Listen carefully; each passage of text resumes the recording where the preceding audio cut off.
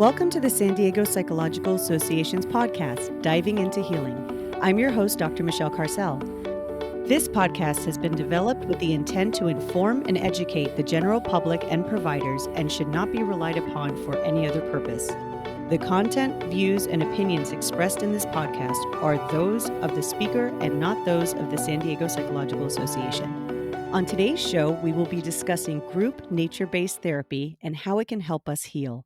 I'm happy to introduce our expert and guest, Miss Natalie Small. Welcome, Natalie, and thank you so much for being on the show.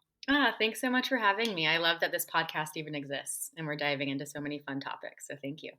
Oh, no, it's my pleasure. And I agree. This has actually been such a wonderful experience. And I feel so honored to host. And it's definitely been something that I'm learning a lot about. And first and foremost, I just want to say I am so excited about this topic.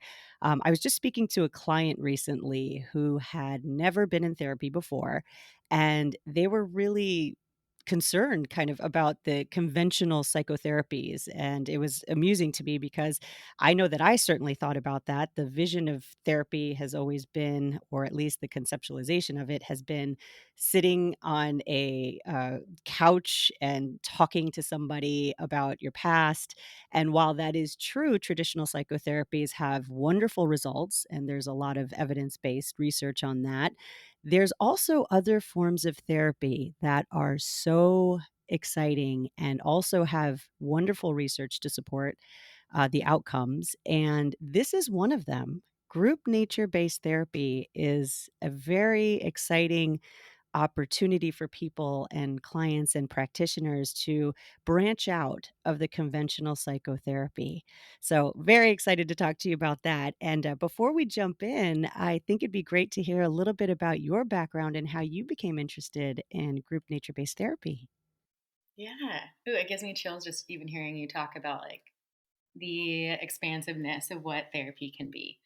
So my background is I'm a marriage and family therapist, and I finished up my master's degree and got to a point where I was just like, talk therapy felt like it was getting to this wall, this barrier with my clients. And so I was like, maybe this just isn't for me. And this, like, maybe therapy wasn't the direction that I wanted to go.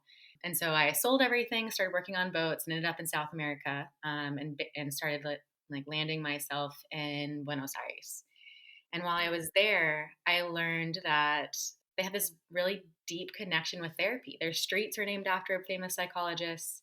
And so I started like moving off of boats and got a job with culture shock therapy for au pairs that were coming in because there's a huge au pair community. And so helping them with like integrating into the culture in Argentina and then also reintegrating back home. So reentry. And then through that, found a supervisor, Garciela Bottoni, who at the time was the president of the International Expressive Arts Therapy Association, and was working with her. And that it just blew my mind. It was welcoming the body back into the healing process using all these somatic tools and art and movement and bilateral. And it's like, oh my gosh, like we're not even talking, and so much healing is happening, and we're not getting stuck in the story and repeating it. We're getting like change is happening, resiliency is building. And so I came back, I got like refueled and reignited, and came back to the States to finish up my license and started working with safe houses of women who are getting out of trafficking and sexual violence situations, and was doing art therapy with them, utilizing all the somatic trainings that I had learned. And through that, they started asking me like, well, what are your art modalities and somatic modalities that you use for your own healing? And I was like, well, when I'm grieving, when I'm excited, when I'm frustrated or angry, like I go to the ocean and I dive in, I surf, I sail. The ocean has been this really safe space for expressive emoting, Hmm. and re-regulating for myself. And so I was like, I let them know that's what I do. And they're like, well, let's go to the ocean. It's like, well, like we have to be in this room and we have to use these different tools. And finally, I was like, you know what? Why not? We talked to their host mom and we set everything up, and we went to the ocean and did the same structure, same container as our art therapy small group programs, but at the beach in the water. And so rather than scarves and clay and paints as our art tools, we had surfboards. And to see the shifts in these women happening within just one session And so we completely shifted everything over to group nature based therapy sessions. And I just haven't left since. Wow, gosh, that's a phenomenal story. Your background is so fun, and I'm really excited to talk about that transition into the surf therapy aspect of it. And one of the things that I think can be really helpful is to define group nature-based therapy. And from what I understand, it's really a postmodern experiential approach where we're integrating elements of expressive arts, of nature, and this really increases connectivity to our basic evolution, to who we are. I was reading a little bit on the research of this, and I really like the way a researcher stated it. We evolved in nature. And it's only been in our recent history of urbanization and the Industrial Revolution that we've confined ourselves to the indoors. It's really a small percentage of our entire history as a species. As a matter of fact, I think this, if I'm remembering this correctly, the researchers said it was 0.01% of the human experience on this planet has been indoors. So that means basically 99.99% of our lives, our ancestors, has been outdoors. And I think that's so important because that disconnect is fundamental in who we are. And a lot of times, and the research supports this incredibly. There's one after another research studies on group nature-based therapy, whether it's doing a hiking activity outdoors, a mindful practice outdoors, surf therapy, expressive arts therapy, that these forms of therapy are really helping, especially with people with trauma. And I'm just excited about this because it gives additional modalities for people to experience therapies in ways that are not conventional. And that is exciting. And I wanna make sure I'm not the expert here, you are. I'm learning a lot about this myself, but can you add to that, or is there a definition of group nature-based therapy or how you're approaching therapy that could be helpful to our listeners? Yeah. I mean, I love that reality check that we are part of nature. We are of nature. And so to be excluding ourselves from nature during this time frame, that is spurring these, like when you're disconnected from self, depression, anxiety, fear, everything just sits so much heavier. And I think for me, I see this combination of nature, but also community. And that's why we've done the group model. And when you look back at the history of healing, people healed within community, people birthed within community.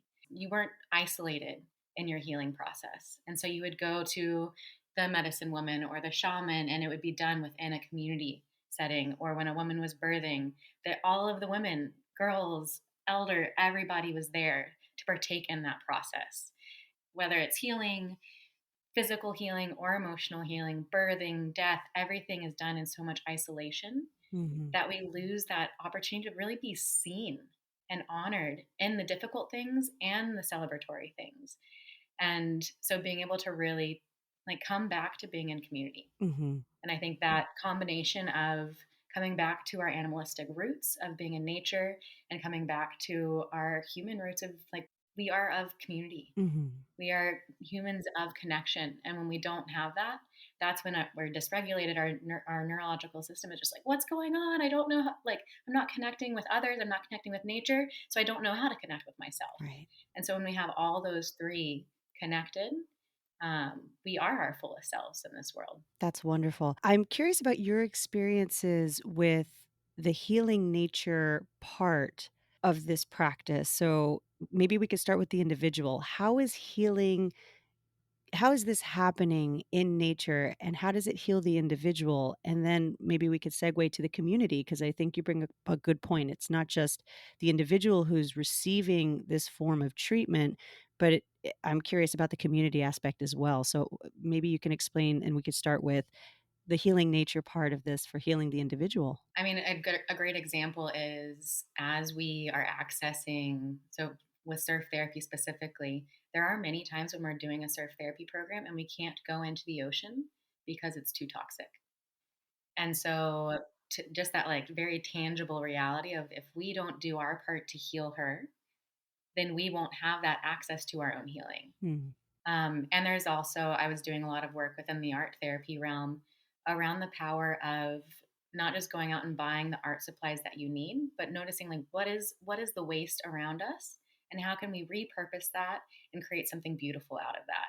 And that not only is healing our earth, but also this really powerful metaphor, especially with trauma recovery and sexual abuse, of taking something that has been thrown aside, that has been seen as waste, that has been seen as having no honor, no respect, no one wants it, and being able to turn it into something that people want and desire and has honor again. And that's our own healing process when we are healing from trauma. And so there is this like very reciprocal relationship between the earth's healing and our healing. We are not separate from each other. Mhm. And I like to see it as like one of the ocean's traumas is plastic, and is the pollution that we've done towards her, our human footprint on her. And she's doing like she has all these amazing resources and ways that she's naturally healing herself, like creating new algae that are eating the plastics and like all this radical things. And so there's also this beautiful metaphor of how like we can within our own selves have these resources within us to heal those different traumas, but it also takes like us humans showing up to help heal her as well. And so that brings in that community piece of like for ourselves, it also takes like our community showing up to help us heal as well. And so it doesn't have to be done by ourselves. So in positive psychology, there's this understanding like the highest level of happiness is that not only you notice that you have something good within you, but you notice the importance of sharing that with others and giving that to others. And so, when you are experiencing like deep depression or anxiety, it can be difficult to even notice that you have any good in you. And so, that's like where we start from is like feeling you go into the ocean and all of a sudden you feel joy for the first time. You're like, oh, I can actually, like, I am depressed, but I can also feel joy. I am grieving, but I can also feel peace. And so you feel this different emotion that you haven't felt in a while.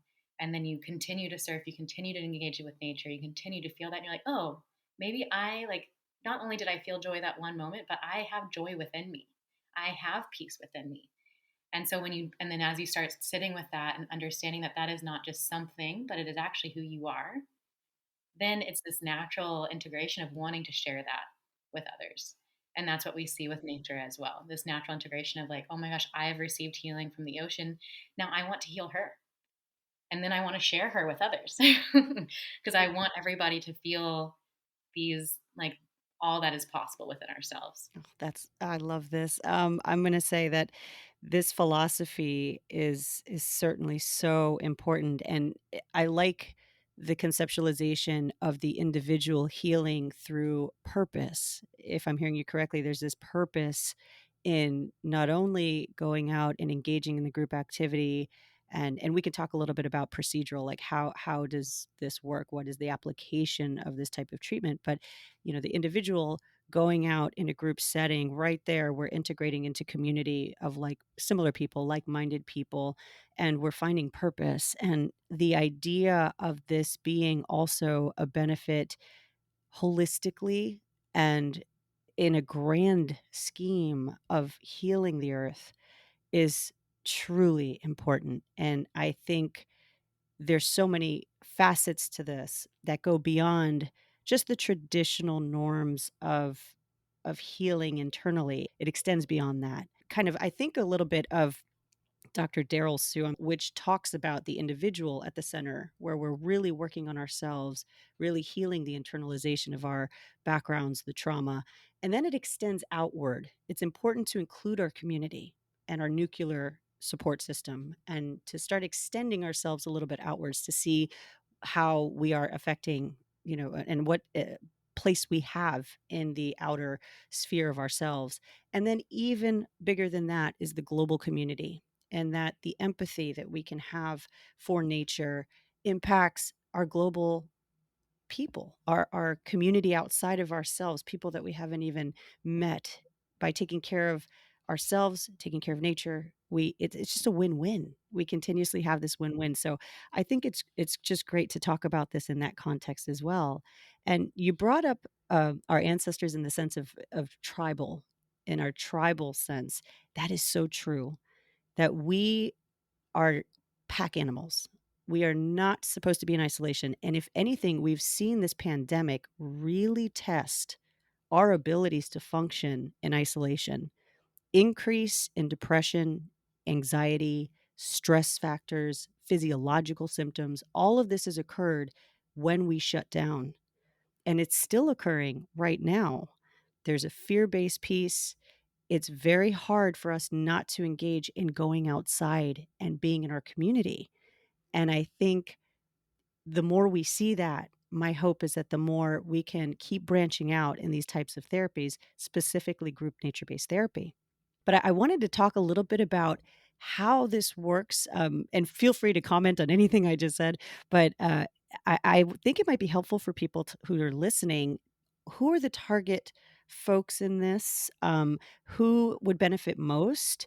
How it works? Like, what is the procedures of doing this? So I know that's a kind of big, broad question, but any summary of that would be helpful. Yeah, and I'll actually backtrack for a moment as well. As you were talking about that kind of like starting with the individual to the community to the global, that is a pattern that you see in nature and that you see in indigenous wisdoms. Hmm. I've spent a lot of time in Peru, and like their symbol for Mama Cocha or Mother Ocean and Mother Earth is a spiral, and it is that piece of like as you go deeper, you're also expanding.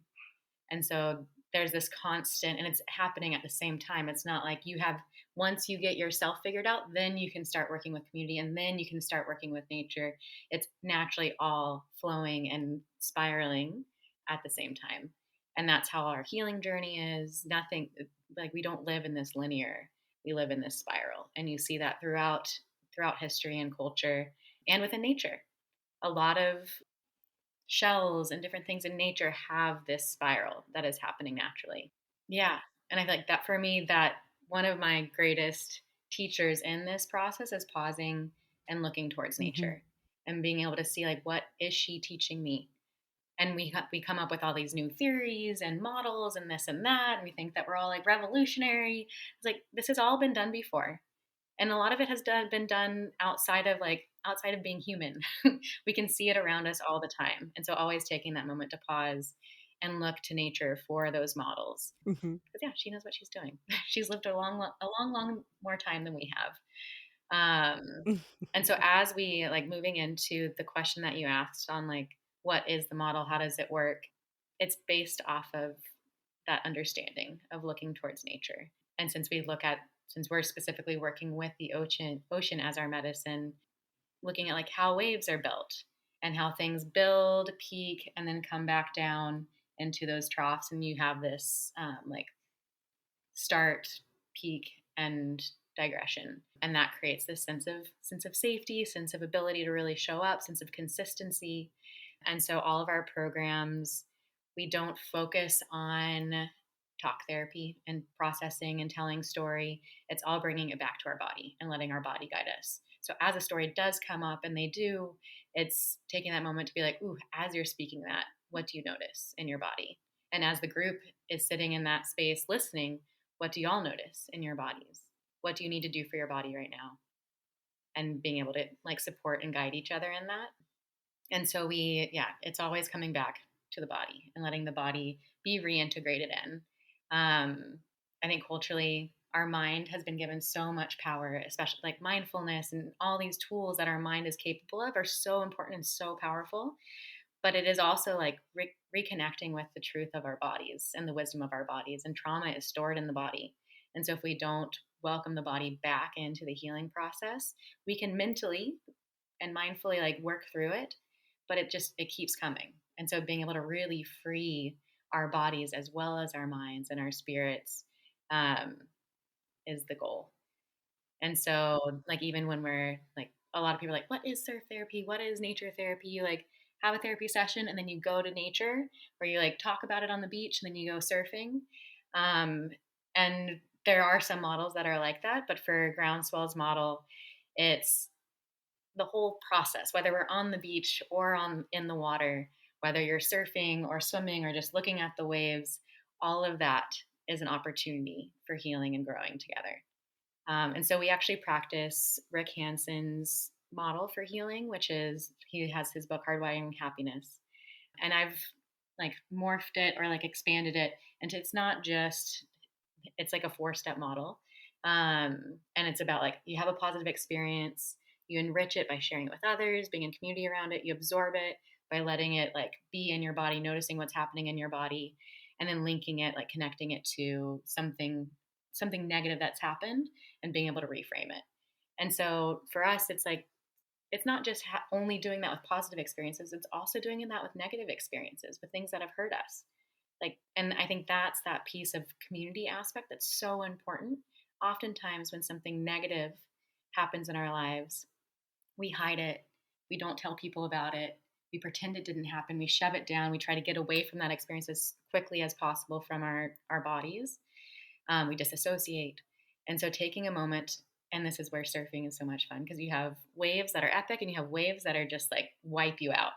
And so every wave, whether it's a like positive one or a negative one, you take that moment to experience it and you take that opportunity to be in community with it, whether it was a wipeout or the best wave of your life, like be in community, celebrate it with each other, be seen, be honored in whatever it was that happened, and then taking a moment to like notice what do I feel in my body? Am I feeling like super jittery and I need to like shake it out? Am I feeling like my heart beating fast?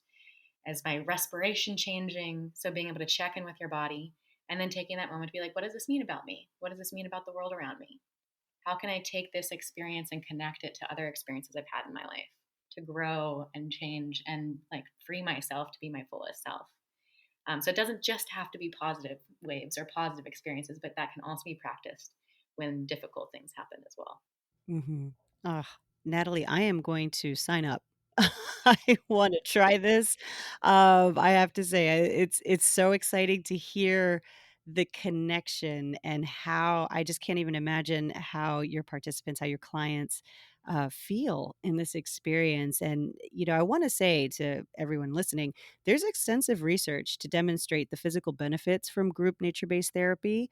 We see things like a decrease in a reduction in stress responses, increase in physiological relaxation, increase in immune functioning recovery, improvement in basic metabolic and mental systems.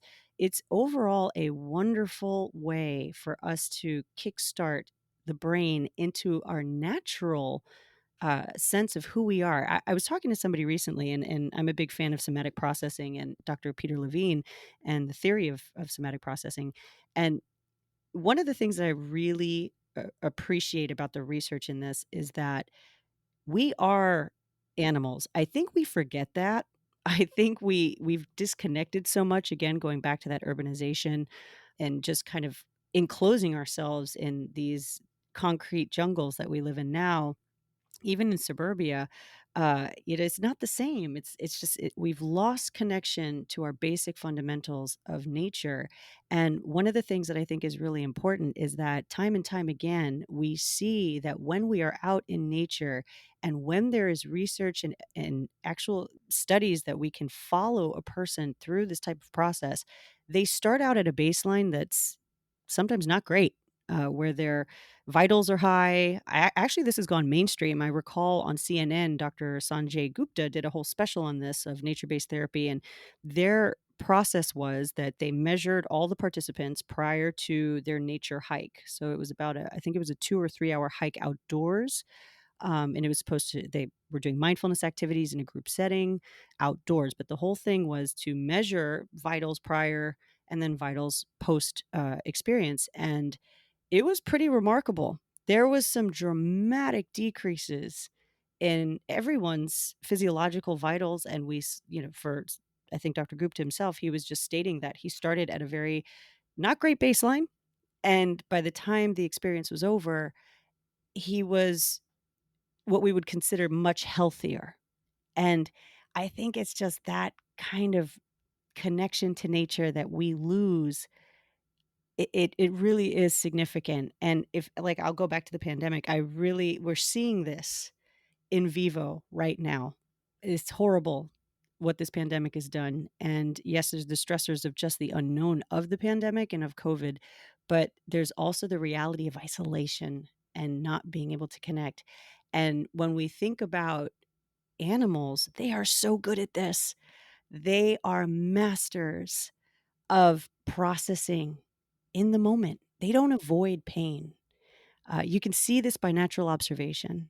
One of the things that Dr. Levine talks about, and I love using this as an example, if an antelope is being chased by a cheetah and it's a predator prey situation, the antelope goes into fight flight mode, right? It's flighting, it's running, it's trying to save its life. And if it needs to, most of the time fighting for a prey does not work out well. So fleeing is a goal. But if they are able to flee and they make it out and they're able to escape to get back to their herd, one of the things that you see them do is they'll stop and shake violently. They'll shake it off.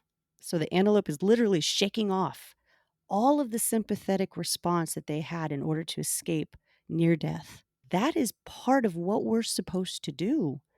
That part of the problem with humans is we have disconnected from our natural abilities to handle and go through a natural anxiety loop and do it effectively. And part of this is not only the disconnect from nature, but also trauma. Trauma is a fundamental game changer of our brain. It changes the way we think. We see this constantly in research. People who have trauma have a different response mechanism, and that is because of what their experience has been, especially childhood trauma. So I think it's good that we talk a little bit about those benefits of what you're doing with people, participants. You were mentioning sexual assault survivors, you were mentioning people who have this, extensive trauma history, that they're able to face and confront their fears in a natural way, connecting us back to what we're supposed to do, but we don't do it anymore because we've lost that connectivity in a lot of ways. Thoughts on this? Ugh, so many. I guess there's two directions to go and to touch on. Um, our body knows. And so this is coming back to our natural way of being and connecting and being in group. Like with the pandemic happening, there was this big surge of like all these different things you need to buy in order to do self love. And you need to figure out how you're going to fit all your self care things into your already busy schedule. And you have to buy all these different things in order to do that. It was like a big upswell of turning self care into something else that you have to add and something else that you have to buy and do. And it's only accessible to certain people because if you don't have your magic rolly stick, you can't do it. And at the same time, all of that stuff is already within us. And so it's just taking that time to reconnect with self. And it's not adding something extra to your day or to your schedule. And sometimes it's simplifying and just taking a moment to listen and taking a moment to look around and be with yourself. So I was in Peru when the pandemic hit, and it was almost like the earth was just like, oof, we've been going so fast lately. Let's just take a moment. And I literally saw out my window the environment change. The color of the ocean changed. There were different bird species that we hadn't seen there before. It was like almost like the earth was just doing a quick little pause and detox, and its life was coming back again. And I think for me, it was this reminder of, oh, I don't have to do so much to take care of myself. Sometimes it's just taking that simple pause and coming back to recognizing, like, ah, oh, I have my breath. How amazing. That comes with me everywhere. I'm doing it all the time. And it's so like just even watching your breath and recognizing like, oh, as I inhale, my like it's engaging that activation in my system. I'm holding it, and then as I exhale, it's naturally engaging that relaxation. And so even just every single breath is this wave of like build and reaching that peak and then coming down and relaxing and releasing. And that's what's happening within our like our trauma responses are like we're getting activated, it's peaking, and then we have to find a way to relax it. And so even just our breath is like, oh, we're just doing that, and you don't even know it. And so our body is so sneaky and so good at taking care of us. And it's just really taking those moments to pause and stop. And that's where, and even when we're looking at like trauma, and it's such a big word that's used all the time and thrown around in so many different ways, Mhm. it has this like negative context of like, my trauma response, or I'm getting triggered. It's like that's your body telling you, like, hey, wait a second, like check in. Are you safe? My body is trying to make sure that I'm safe. It experienced something that was painful, and it wants to make sure that doesn't happen to me again. And so it's not actually a negative thing. It's our body being like, whoa, that happened once. And I want to make sure you're safe. So I'm going through all the natural nervous system reactions to keep myself safe right now. And you get a chance to be like, oh, wait, I actually am safe. I do have support. I do have my power. And so I can start re-navigating that in a different way. And one of the women that in one of our first sessions that I worked with, who was overcoming sexual trauma, and she had had a compounded sexual abuse that happened on the beach. And so her trigger was sand. Sand is not safe. But because sand, just the texture and touch of sand triggered that trauma response in her, walking across the beach to be able to come sit in a circle was impossible. But we honored that she was showing up. And so we brought like the circle towards her so that way she could still be in circle and recognize like she's not being resistant, she's not being rebellious, she's showing up. Mhm. And but this trauma trigger is real. And until she knows that she is safe, she is held, she has her power, that's where that boundary is for her, because her body wants to like doesn't trust sand. Like, dude, sand has been over and over and over a really bad experience for you. We don't want to go there. Let's keep you safe. And so as she gained her safety and her trust and her power, like by session 5, she was coming and sitting on the sand with us, wearing shoes. By the 7th session, she was boogie boarding and getting in the water. And so it was like this very slow progression. And so it's this reminder of like to have patience and kindness and gentleness with yourself and recognize those triggers and those responses are your body just really wanting to make sure you're okay and that you are safe. Mhm. So the more you can sit with it and acknowledge it and just be with it, that's where the healing can happen. Oh, that's great, and what a great story and what a great outcome. I think for anyone who's listening that is seeking an experience like this, it's out there, and, I think it's good for us to talk a little bit about how people, potential clients, people who have experienced, whether it is trauma or you're experiencing anxiety, depression, any of these symptoms, that these therapies are available to help.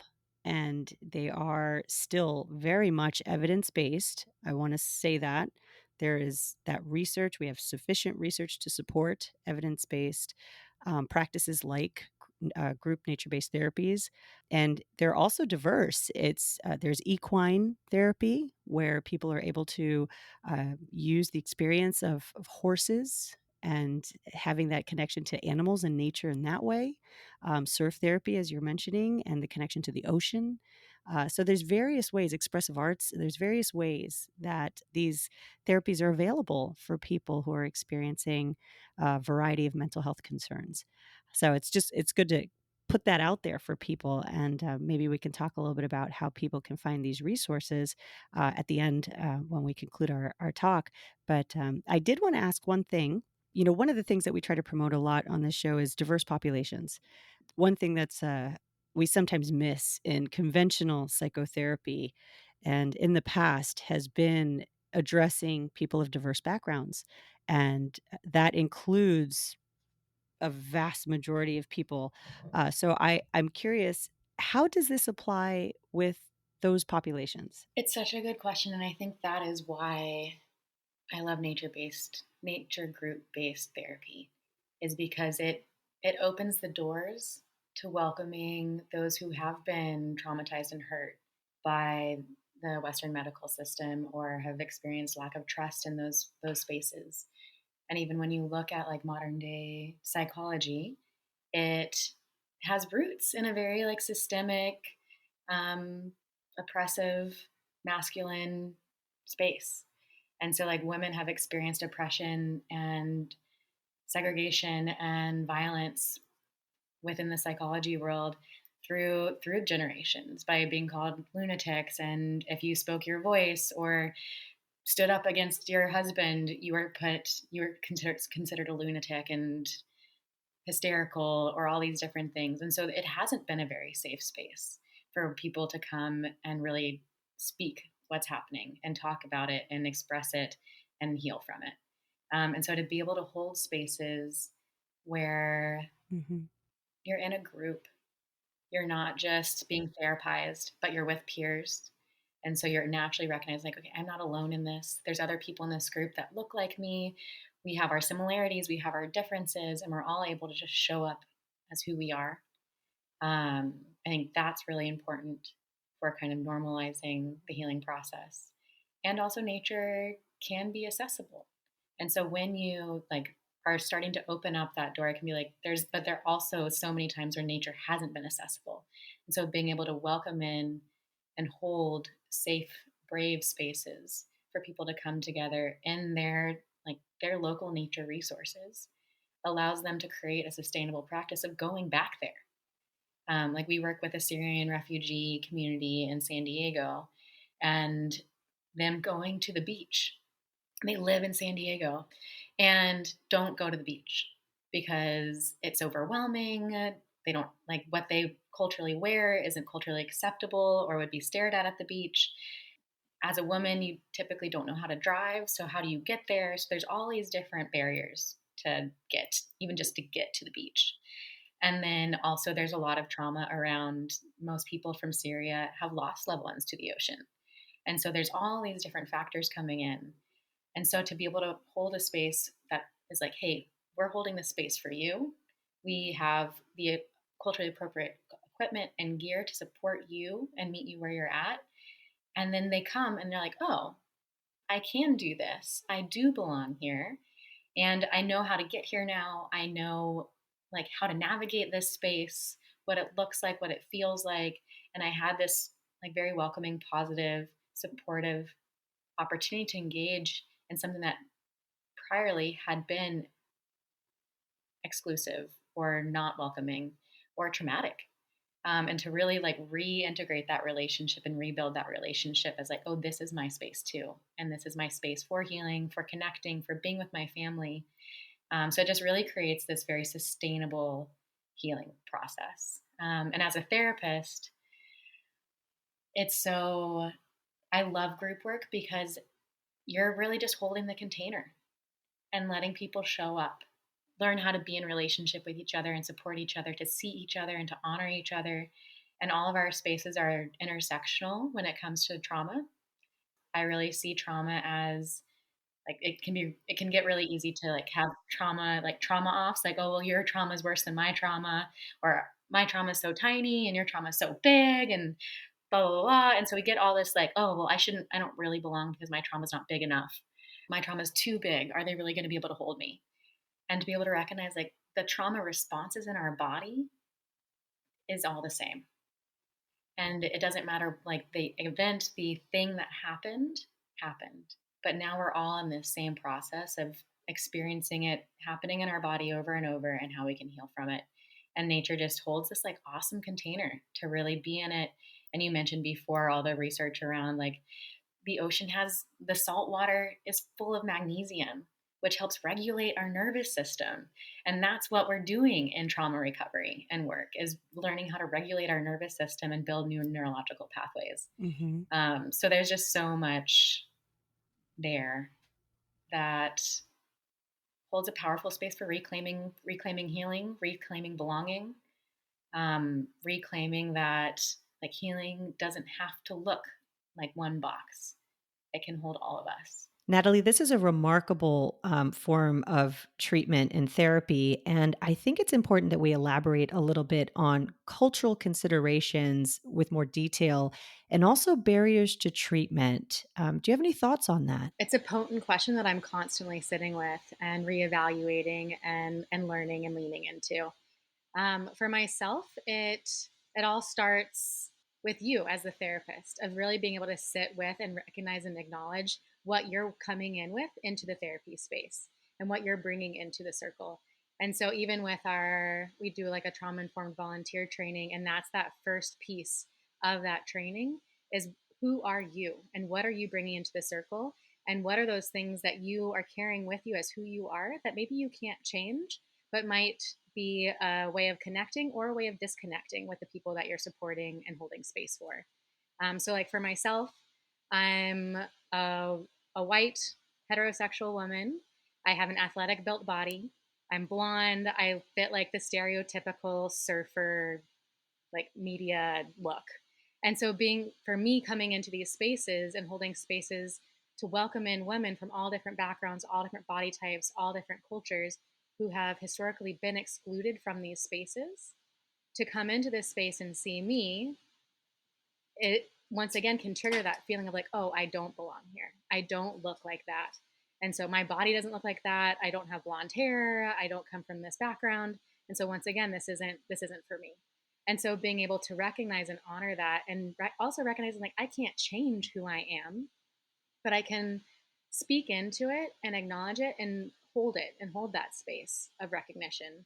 And also one of the pieces that like my personal work that I've been doing is actually stepping back and holding space to train and elevate and celebrate other therapists and surf instructors that do come from those diverse backgrounds, giving them an opportunity to be leaders and to be facilitators in these spaces. So that way there is diversity in the leadership of Groundswell Surf Therapy. And so we've opened up surf therapy for trauma recovery trainings in order to welcome in women and men from diverse backgrounds to really be able to enhance what surf therapy can be. And so while we're doing the trainings, there's also our facilitator training that really equips individuals to go out and facilitate and do utilize our curriculum, but utilize it with their voice and within their culture and within their own connection to the ocean. In that journey of like, okay, I recognize like me showing up in these spaces can create barriers. For some people, me being a therapist, a licensed therapist, creates a barrier for them because there's this like long historical oppression within the therapy world that for some people showing up to a space held by a therapist automatically creates a lack of trust. And then for other people, I've had some individuals that come and they find out that I'm a therapist and I've had all these trainings. They're like, oh my gosh, okay, I feel so safe. I can be here. So the same part of me can trigger one person in one direction and another person in the other direction. Can make one person feel a sense of belonging and safety and make another person feel a sense of disconnect and lack of safety.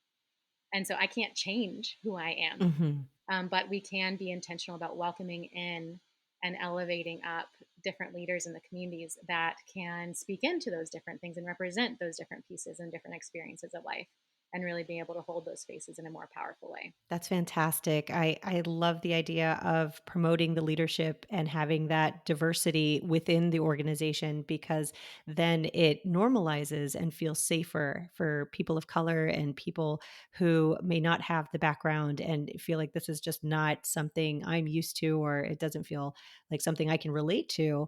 And as far as additional barriers of treatment, getting to the ocean can be a financial burden. Trying to travel or try to get to these different places, it can be challenging as well. So, I mean, all these things are to be considered, it sounds like, and that you are taking that into consideration with your work. Is that correct? Yeah, I mean, there are so many different barriers that keep, I mean, our work is specifically with adult women, so that specifically keep adult women, moms, from being able to access the ocean, from childcare to lack of transportation, Right. having to work and take care of kids, single family households or single parent households, to also these elements of there's this culture around what it means to be a woman is also to be a caretaker and to put yourself last. And so there's no time to show up for me because I have to show up for everybody else first. And so to take this time to actually come to the beach and invest in yourself and do something that it's not a workshop, it's not like checking boxes, it's really for you to experience joy and healing for your own betterment. And when you are your fullest self in the world, the whole world benefits from that. Your family benefits from that, your community benefits from that, as well as the earth. And so being able to really look at what are these different barriers and also what are these different resiliencies that these different populations and communities have, and how can we tap into their resiliencies to create this space of welcoming rather than just recognize, like, okay, these are the barriers, but what are the resiliencies as well? But so we do a lot of work with like Syrian refugees and different nonprofits that work with women who are going through homelessness or women who are getting out of sex trafficking or women who are experiencing like postpartum depression, eating disorders, women that come from the BIPOC or LGBT communities, and recognizing each has their own individual unique barriers, and how can we really show up and hold those spaces, from being able to provide culturally appropriate surf gear that is covering to being able to provide carpools and or choosing the beach locations that we go to because they have public transport access. And so there's so many different little pieces, and we're constantly learning and listening to the individuals. We're like, one of our questions that we go through with our team and with our board is who's not showing up and why, and how can we, what are those barriers that keep them from being able to show up, and how can we adjust and attune to really support and like give them that power to be able to show up for themselves. And oftentimes after they've come to sessions, they've created this relationship with the ocean as like reclaiming it as their home, as a place that they do belong and that they do find their power and their healing in. And so they come back with their families, and it starts this intergenerational shifting of not just an individual woman coming to the beach for her healing, but their family and their kids all having this new relationship of real connection and healing and community and belonging in the ocean together. That's beautiful. I couldn't agree with you more. I'm really enjoying this conversation, and I hope people who are listening, whether you're a clinician and interested in this form of therapy, or a person seeking out something that uh, is different than the conventional psychotherapies, this hopefully might be a direction for you. And I'd like to conclude with two questions. The first being for therapists who are listening and practitioners who are listening who are interested in this form of treatment and specialization in this, where can they look? What resources do you recommend for people who are interested in getting trained in this form of therapy? So for training, there isn't much right now. We have the International Surf Therapy Organization, which is kind of like bringing together all of the different organizations in the world that are doing surf therapy. So that's a great way to find surf therapy programs near you. As far as trainings, International Surf Therapy Org does have some trainings. As far as I know, we are the first ones that have like CEU certified training course in surf therapy. And so we are certified by the California Association of Marriage and Family Therapy and are able to provide CE units for our trainings. And so we have a level one, that's a surf therapy for trauma recovery. And then we also have a surf therapy or trauma informed training for volunteers that kind of gives like a baby package. And then we also have an 8-week surf therapy facilitator course. So yeah. And also I want to encourage, as for therapists that are listening, pairing pairing surf therapy with individual psychotherapy and EMDR work has been extremely powerful. A lot of the therapists that we partner with, they'll report that their clients are able to like taper off their medications, that the EMDR, they're having really big breakthroughs in their EMDR work when their clients are doing surf therapy at the same time, because it really helps kind of like integrate and get the stuff moving. Mhm. And so it can be a really powerful pairing to do together. Wonderful. Oh, that's exciting. And for people who are looking for a practitioner who specializes in, now I know surf therapy is specific. So for you, maybe you could tell us where people here in San Diego can find you, and if there are other clinicians that you're aware of, or what resources can folks who are listening who are interested in this type of therapy, whether it's nature-based group therapy or surf therapy, do you have resources that we can provide for listeners who are interested in this? Yeah, I mean, this is cutting edge stuff. We are in the process of building the research, and that's where International Surf Therapy Org is so great, because they're really working towards like collecting the research. And they actually just had Jamie Marshall in Scotland is the first person to do a PhD in surf therapy. And so there's a lot of work towards surf therapy becoming something that you can get certified in as a practitioner, that you can have courses in your master's programs. It's not there yet, but that's one of the things that we are all working on together. And as far as resources for being able to find practitioners, that's one of the things that we are working in Groundswell is as different practitioners go through our trainings, being able to have a good resource bank. So that way, whether you're in California or the West Coast or Colorado or Europe, or Latin America, you can find therapists who have gone through these trainings and are utilizing surf therapy within their private practice. Up until more recently, surf therapy has mainly been within the nonprofit sector, and it's now starting to grow into like private practices and different clinical settings, which is exciting for me because I think that's part of that accessibility piece. When something is just in the nonprofit sector, that automatically closes it off to other people to be like, oh, well, I can use my insurance for this, or I can show up in this way.